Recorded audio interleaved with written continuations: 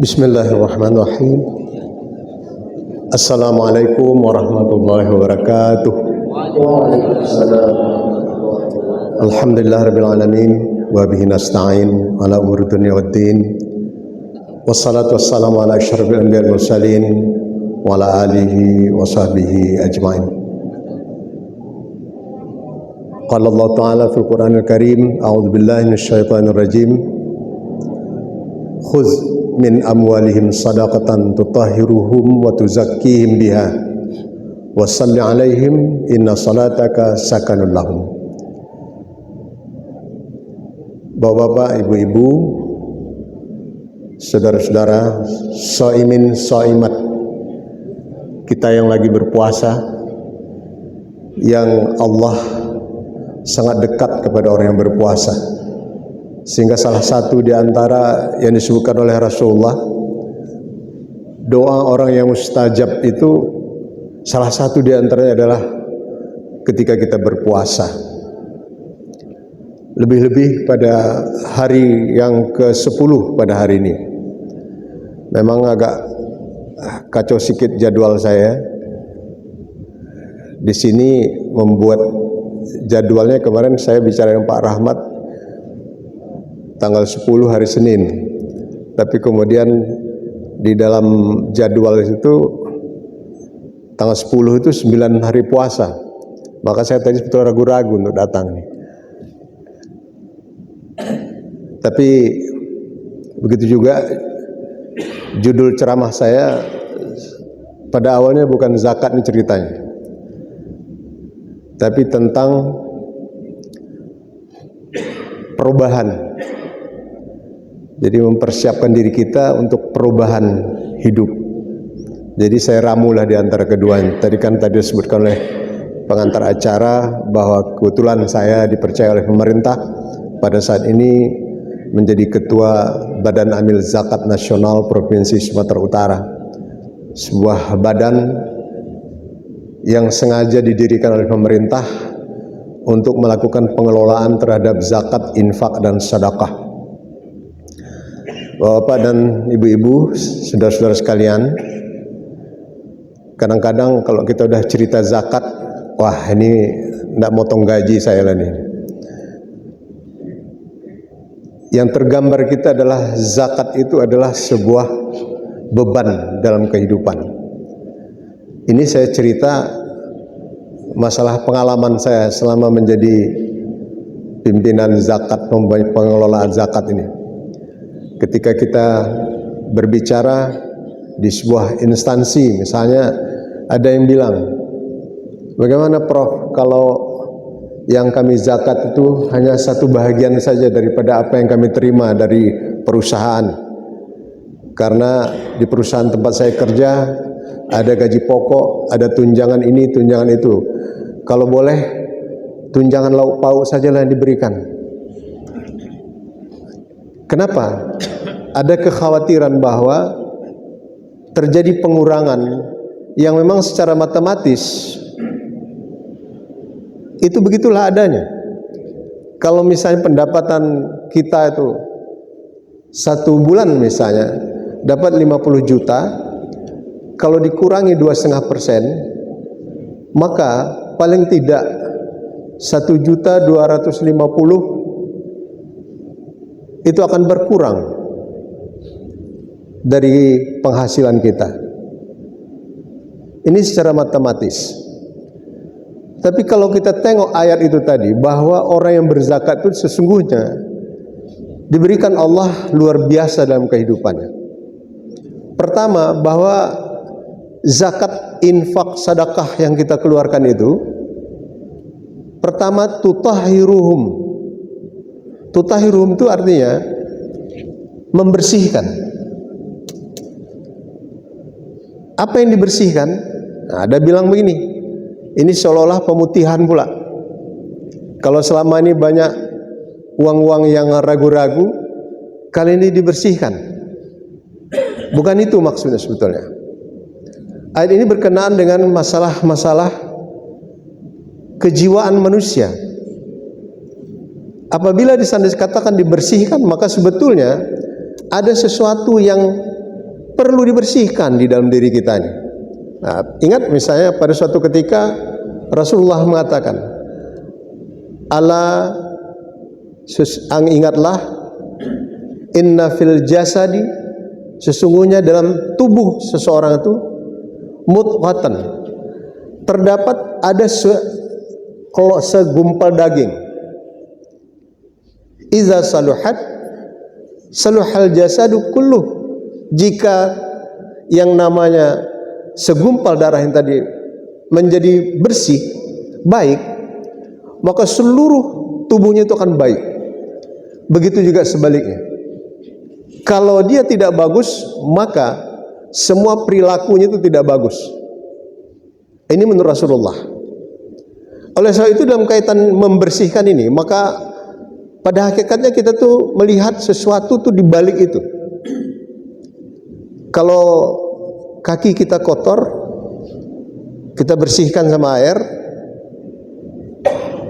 bersihlah dia, nampak kaki kita tuh tak ada lagi sampah-sampah, tidak ada debu-debu. Ini secara lahiriah.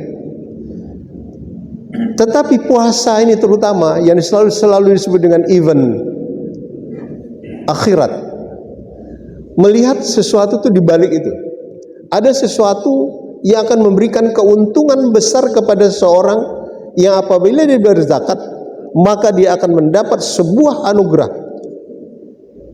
Tutahhiruhum, Allah akan bersihkan dirinya. Dari mana yang mau dibersihkannya? Pertama, dari sifat kikir, pelit. Salah satu ya sifat manusia ini memang dikatakan Al-Quran itu, sesungguhnya manusia ini bersifat kikir, pelit betul. Ya sama pertanyaan tadi yang saya sebutkan. Apa boleh zakat, infak, sedekah kami itu hanya dari satu bagian gaji kami itu? Padahal dia menerima nikmat dari Allah itu keseluruhan. Apakah ada tunjangan ini, tunjangan itu? Semua Allah berikan kepada dia selama ini. Diberikan selama 1 tahun, diberikan selama hidupnya. Allah berikan, ada jaminan kehidupan. Tapi memang dasar kita nih, siapapun kita, pasti ada perhitungan-perhitungan. Penghitungan kita itu secara akal kita, secara perasaan kita. Inilah dia yang namanya manusia itu, tidak luput daripada itu semua. Jadi kalau misalnya ada orang kikir, ada orang pelit, sebetulnya manusiawi saja. Cuman kalau kikir pelit ini menguasai diri manusia, maka akan merusak seluruh perilaku dia. Nah, ini dalam ilmu tasawuf ada namanya ainur ridha, ainus sukhti. Ainur ridha itu adalah pandangan yang penuh dengan keridaan. Sebaliknya ainus sukhti itu pandangan yang penuh dengan kebencian, ketidakbaikan. Kadang-kadang kita begitu jumpa sama seseorang, terasa senang hati kita.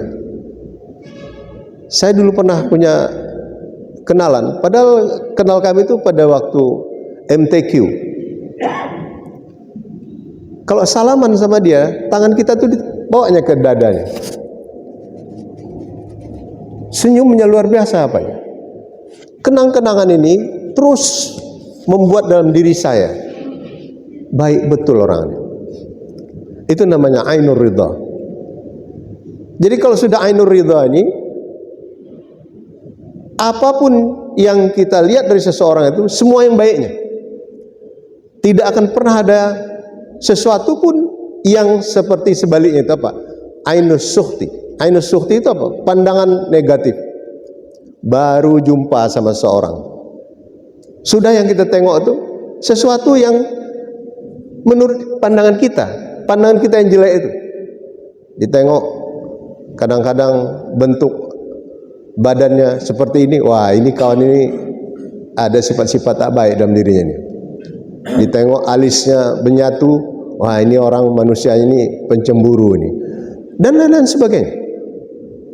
Dan sekali lagi saya katakan bahwa inilah yang menghiasi hidup manusia ini. Oleh sebab itu maka qad aflaha man zakkaha, kata Allah di dalam surah Asy-Syams ayat 10. Beruntunglah orang yang bisa menghidupkan ainur ridha di dalam kehidupannya ini.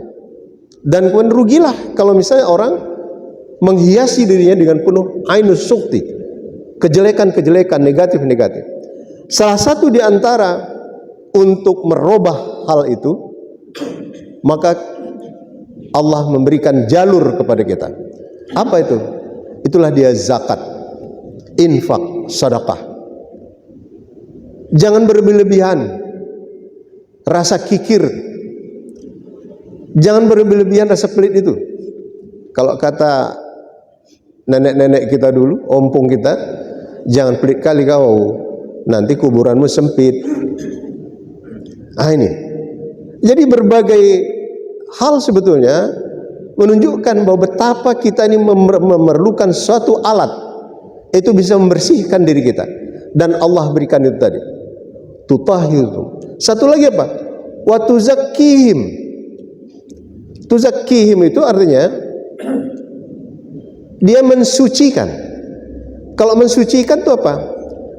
Kalau tadi sifat di sini kikir, pelit, maka di sini diberikan tumbuh subur sikap yang lebih baik daripada ini. Apa itu? Menjadi orang pemurah. Apa gunanya menjadi orang pemurah? Orang pemurah itu biasanya lembut hatinya, lembut perkataannya, dan terpancarlah sesuatu yang terbaik seperti dikatakan oleh hadis Rasulullah tadi. Kullu jasadil, setiap semua yang ada dalam tubuhnya itu menjadi sesuatu yang terbaik. Yang kemudian yang kedua, jadi pertama itu membersihkan, yang kedua mensucikan. Pertama membersihkan dan mensucikan. Yang kedua, kita mengharapkan ada doa. Sallu alaihim. Kata Allah dalam Al-Quran itu, sama orang yang menerima rezeki dari Allah itu melalui seseorang, sallu alaihim, berdoalah untuk mereka. Kenapa? Inna salataka sakanul lahum. Karena zakat yang akan kau berikan yang dibalasnya dengan doanya. Apa doa orang yang menerima itu biasanya? Paling tidak terima kasih. Dalam batinnya dia mengatakan, mudah-mudahan Bapak panjang umur, murah rezeki. Nah, ini sama kalau masa ada peminta-minta ke rumah kita kan selalu bahasanya seperti itu. Panjang umur ya Bu, sehat-sehat ya Bu. Jangan kita anggap bahwa pernyataan seperti itu tidak berarti di dalam kehidupan kita. Ini sakanul lahum, memberi ketenangan kepada seseorang. Ada satu anugerah Tuhan yang besar sekali sebetulnya, yang selalu dibutuhkan oleh manusia. Kita ini memang butuh kenyang, butuh kaya, ya, butuh senang. Tapi apakah kaya kita, jabatan kita itu bisa mendatangkan ketenangan dalam diri kita? Yang selalu kita minta itu adalah bagaimana kita sakanun, tentram hati kita ini. Kalau kita bekerja di perusahaan ini, maka bagaimana supaya kita bisa tenang bekerja? Kita tentu akan menyingkirkan segala sesuatu yang akan mengganggu ketenangan kita bekerja. Itulah dia salah satu di antaranya zakat. Bapak dan ibu-ibu sekalian, puasa ini disebutkan oleh Rasulullah itu pertama Syahrul Mubarak, bulan yang penuh keberkahan. Apa arti mubarak? Apa arti berkah? Yang selalu kita sebut-sebutkan, mudah-mudahan berkah hidupmu ya nak. Bahkan kalau misalnya orang nikah, sunat kita mengatakan barakallahu laka wa baraka alaikuma fi khair. Keberkahan Allah datang kepadamu, mudah-mudahan kau bisa berkah diberi oleh Allah dalam suka dan duka. Apa di sana artinya? Ziyadatul khair. Ziyadatul khair itu artinya bertambahnya kebaikan dan kebajikan. Jadi kalau misalnya kita mau mengukur apakah kita ini mendapat berkah atau tidak, puasa kita ini dapat berkah atau tidak? Ukurannya itu adalah kebaikan dan kebajikan.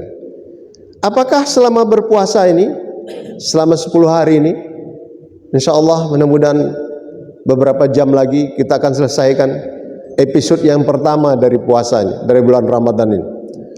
Apakah dia telah mendatangkan kebaikan atau kebajikan? Yang tahu itu Allah dan kita. Makanya kata Allah, puasa Ramadan itu untukku, wa ana ajzibih, saya akan berikan, kata Allah, anugerah. Begitu hebatnya mubarakah, berkah yang terdapat pada bulan Ramadan ini, sehingga kita bersedia untuk meninggalkan kepentingan-kepentingan kita yang sesaat, yang selama ini kita nikmati dengan baik. It'am, makan, syahwat, nafsu kita. Tapi sekarang kita berpuasa. As-saum, as-saum itu artinya imsak an syai'in, menahan diri dari sesuatu. Inilah yang dalam bahasa kita selalu kita katakan introspeksi diri, memberikan perlindungan terhadap diri kita daripada sikap egois yang ada di dalam diri kita. Bapak-bapak dan ibu-ibu, saudara-saudara sekalian, dunia pengetahuan sekarang itu cukup maju, bapak dan ibu-ibu. Kalau saya cerita tadi tentang perbuatan-perbuatan baik, Allah itu tidak akan pernah menyia-nyiakannya. Allah memberikan kepada tubuh kita semua ada dua penjaga utama, Raqib dan Atid, Kiraman dan Katibin, yang mencatat segala sesuatu tentang perilaku kita. Pada tahun 1975 lalu ada penelitian dilakukan oleh seorang ahli di Virginia University di Amerika. Ini yang ditelitinya secara ilmiah adalah sesuatu yang gaib. Apa yang gaib itu? Cerita saya tadi itu semua yang gaib itu, yang tak bisa terus kita analogikan, tidak pernah bisa kita rasakan dengan sesuatu benda. Misalnya, ketika saya cerita tadi masalah berkah, baik itu gimana ukurannya? Dalam kaitan ini ada seorang dokter. Dokter ini jenius betul, ahli. Namanya Raymond Moody. Dia membuat penelitian yang aneh. Anehnya adalah bahwa dia membuat penelitian tentang hidup akhiratnya yang gaib ini. Ini bermula daripada pertanyaan mahasiswanya. Mahasiswanya bertanya, dokter, Anda sudah mengobati sekian banyak orang. Sekian di antaranya itu sembuh. Tapi yang paling banyak itu yang mati. Pertanyaannya adalah, kemana orang mati itu? Setelah mati itu kemana dia? Barangkali karena saya ini juga dosen, kalau ada pertanyaan gitu dari mahasiswa saya, paling saya jawab dengan mudah aja. Alah, masalah yang gaib, tak usah kau pikirkan itu. Selesai deh.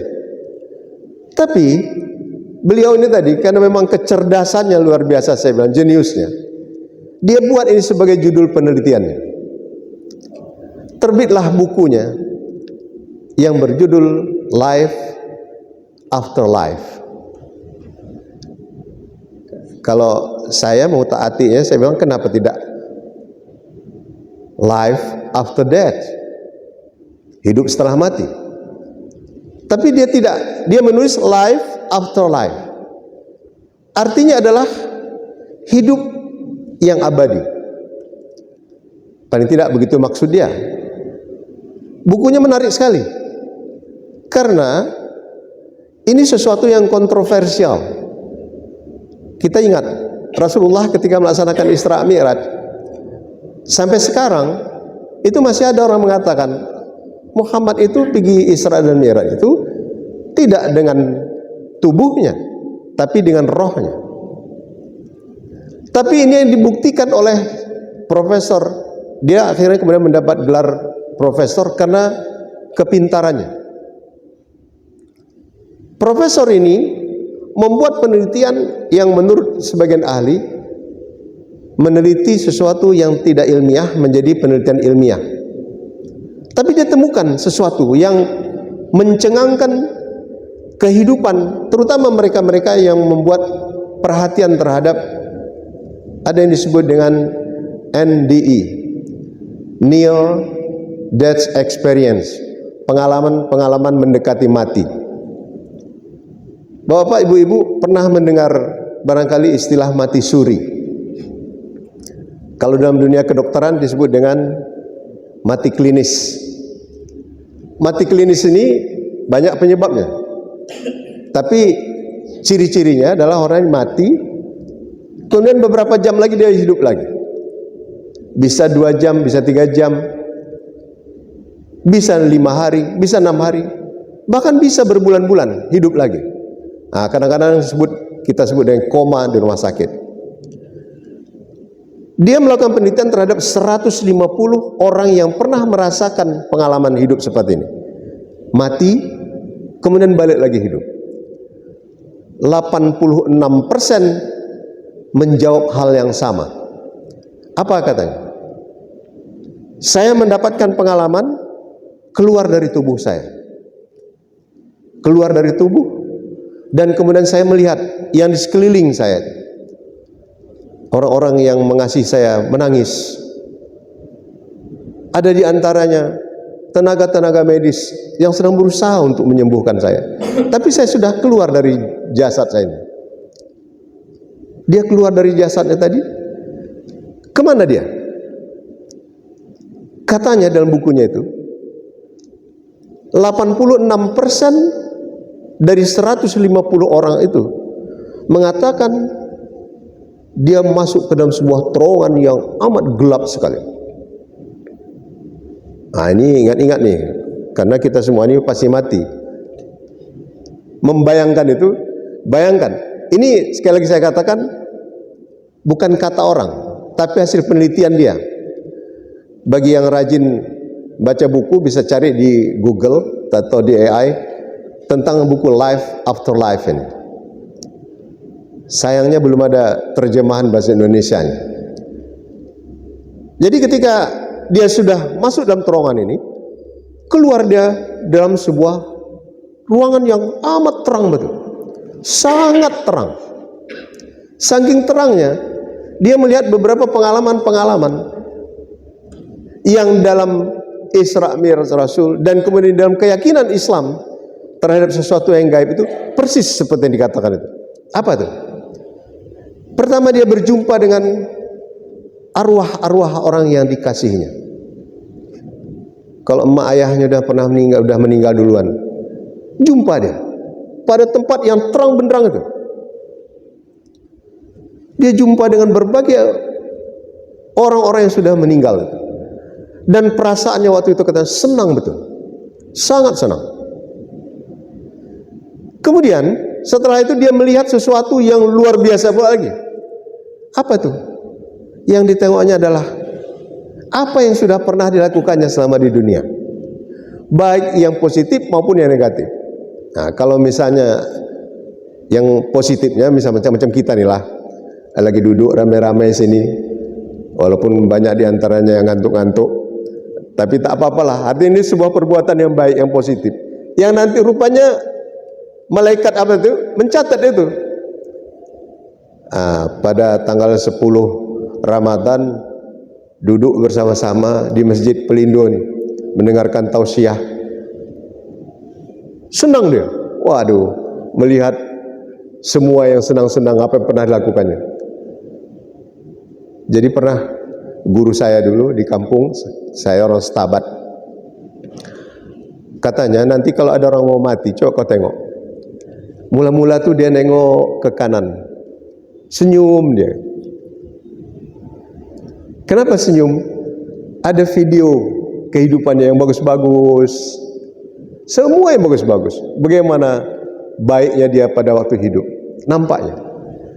Tapi kemudian katanya, kata responden yang menjawab dengan 86% tadi, saya mulai merasa tidak nyaman ketika saya melihat sesuatu yang negatif yang pernah saya lakukan, sekecil apapun. Nah, kan persis juga seperti ayat Al-Quran. Barang siapa melihat kebaikan walaupun sebiji jarah, itu akan dilihat. Tapi begitu juga sebaliknya. Kalau yang tak baik juga sebiji jarah pun itu akan tengoknya. Jarah itu selalu dikatakan orang kadang-kadang biji bayam. Ada yang mengatakan sebesar molekul. Pokoknya sebesar apapun, sekecil apapun akan bisa nampak. Nah, pada waktu itu muncul rasa keresahan dalam diri. Nah, persis kok kata guru saya tadi, udah nengok kanan, sekarang dia nengok kiri. Mau ditolaknya lah apanya nih, supaya jangan nengok itu lagi. Tapi apa boleh buat? Karena terang benderang itu tadi, dia melihat itu. Berbagai macam dirasakannya pada waktu itu. Pertama tadi rasa senang, sukacita luar biasa, dan kemudian dia melihat sesuatu yang tidak dilakukan. Tadi pagi saya nengok medsos. Ada sebuah peristiwa ketika ada seorang yang abid. Orang abid ini adalah orang yang rajin betul beribadah. Rajin betul beribadah. Pada suatu ketika dia mati.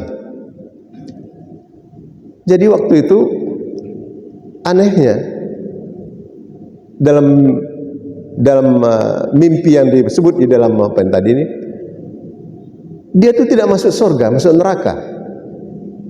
Apa pasal?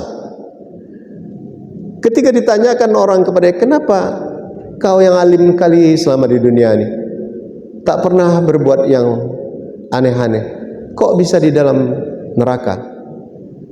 Iya, saya masuk neraka karena gara-gara saya punya adik perempuan. Adik perempuan saya ini tidak pernah saya tegur, tidak pernah saya berikan dia nafkah, sehingga akhirnya dia mengadu kepada Tuhan bahwa saya adalah seorang kakaknya yang tidak bertanggung jawab. Ternyata gara-gara itu dia masuk neraka. Padahal dia tadi seorang abid yang luar biasa amalnya. Inilah segala sesuatu yang akan kita pertanggungjawabkan rupanya dari apa yang kita lakukan dalam dunia ini. Salah satu di antara itu tadi juga adalah bersedekah. Nah, saya teruskan cerita tentang yang mati tadi. Setelah dia masuk di dalam ruang yang terang benderang tadi, akhirnya katanya dia masuk lagi ke satu tempat, di mana tempat itu ada tabir. Ketika dia masuk dalam tabir itu, ada orang yang melarang saya, ada tangan yang melarang saya. Anda belum masanya masuk sini, pulang. Inilah membuat dia pulang lagi ke dalam jasadnya. Nah, kalau kita nanti mati, ya syukur-syukur kalau misalnya ada pengalaman kayak itu tadi, mati suri dulu. Tapi kalau misalnya mati betul-betulan, ini kata Al-Quran, sebahagian daripada orang yang mati itu nanti akan minta kepada Tuhan, Rabbi laula akhartani ila ajalin qarib fa asaddaqa wa akum minas solihin. Tuhan, balikkanlah saya ini ke dunia sekejap pun jadi. Untuk apa? Fa asaddaqa, saya akan bersedekah, saya akan mengeluarkan zakat infak. Wa akum minas solihin, dan saya berjanji Tuhan, saya akan menjadi orang yang terbaik. Nah, inilah Bapak Ibu-ibu sekalian, saudara-saudaraku sekalian yang dikasihi Allah, perumpamaan diberikan Allah kepada orang yang mau menyempatkan dirinya untuk melakukan sesuatu yang terbaik di bulan Ramadan ini. Di dalam bulan Ramadan ini, di mana penuh dengan keberkahan tadi, salah satu di antaranya bulan Ramadan yang disebutkan dengan syahrus sadaqah, bulan untuk bersedekah. Dasarnya ketika Rasulullah ditanya oleh sahabat, kata sahabat, sedekah apa yang paling baik ya Rasulullah? Kata Rasulullah, as-sadaqatu fi Ramadan, bersedekah pada bulan Ramadan. Oleh sebab itulah maka Majelis Ulama Indonesia menganjurkan agar setiap muslim pada bulan Ramadan ini pertama mengeluarkan zakat fitrah, yang kedua mengeluarkan zakat mal dan sedekah, karena ini adalah afdhalus sedekah. Afdhalus sedekah itu artinya sedekah atau zakat yang paling bagus adalah dikeluarkan pada bulan Ramadan. Lah, bertanya orang, bagaimana kalau misalnya belum cukup haulnya, tahunnya? Apakah bisa saya mengeluarkan zakat saya? Boleh. Tadi disebutkan adalah paling afdol. Kemarin ketika saya ceramah di sebuah masjid, kalau misalnya saya bersedekah mengeluarkan zakat pada bulan ini belum cukup setahun, maka yang terkumpul tuh masih sedikit, Prof, kata sama saya. Tidak apa-apa. Tapi kalau misalnya Anda genapkan dia, sempurnakan, itu jauh lebih bagus. Misalnya, kalau menurut sekarang ukuran kami untuk kita di Sumatera Utara ini, gaji orang 7,4 juta, penghasilan orang 7,4 juta, ini sudah sampai nisabnya untuk berzakat 2,5%. Kalau misalnya kemarin dia bulan Juli baru pernah berzakat, berinfak, sekarang kalau misalnya baru kira-kira 6 bulan, atau katakanlah belum lengkap 1 tahun, dia bisa kalikan yang tadi 8 kali 7. Atau kalau misalnya dia bisa lengkapi, maka sempurnakannya lah. Itu setara dengan 85 gram emas. Nah, Bapak dan Ibu sekalian, saya ingin menutup ceramah saya ini mengatakan bahwa hal yang akan kita lakukan, berbuat baik di bulan Ramadan ini, akan memperbaiki diri kita, akan merubah nasib kita. Kata Allah dalam surah Al-A'raf ayat 11, innallaha la yughayyiru ma biqaumin hatta yughayyiru ma bi anfusihim. Allah tidak akan pernah merubah nasib kamu, keadaan kamu, kecuali kamu mau merubah dirinya sendiri. Kalau mau berubah menjadi orang baik, maka berperilakulah yang terbaik, terutama di bulan Ramadan ini, dengan melakukan sesuatu persiapan-persiapan yang baik dari amal ibadah kita. Mudah-mudahan Allah SWT begitu kita menyelesaikan tugas kita, saum, puasa, dan kemudian melakukan ibadah-ibadah lainnya di bulan Ramadan ini, kita akan keluar dari bulan Ramadan ini kawaladatku ummuhu, persis seperti orang yang baru dilahirkan oleh ibunya.